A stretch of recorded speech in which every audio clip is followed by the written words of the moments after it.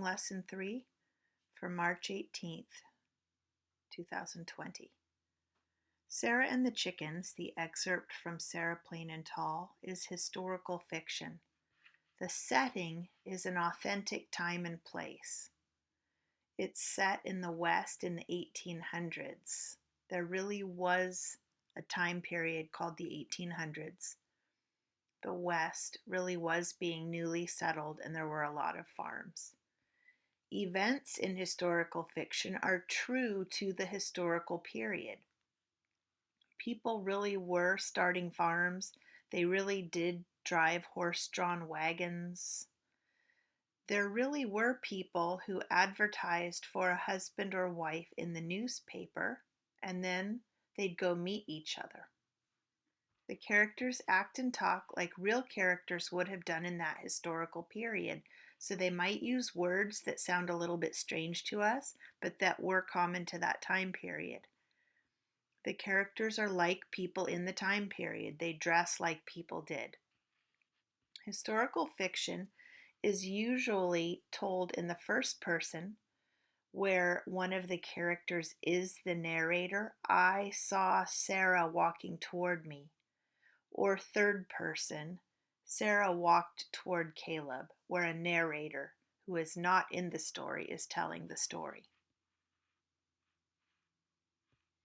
We will be looking for features of historical fiction in Sarah and the Chicken. So is the setting a true time and place? Well, I see that the 1800s was a real time period. Newly developed farmland of the West, that's a real place. Maine is a real place. People really did advertise for husbands and wives in the newspaper. There really is a place called the Prairie. It's the grassland of the central United States. Papa was what children called their dad long ago. They didn't say dad, they said papa. People really did plow up new fields for corn.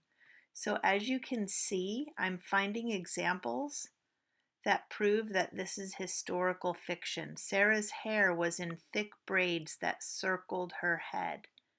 That is not as common a hairstyle now as it was in the 1800s.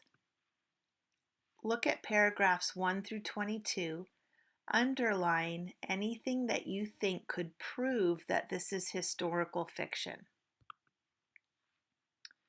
It's told in the first person, from Caleb's point of view.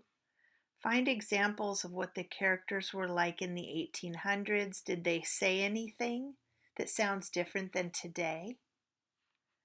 And did you find anything else about how people lived on farms in the 1800s that could show you it's historical fiction? Underline as many examples as you can find. You will need your Communities magazine, a pencil and eraser, starting on page 22.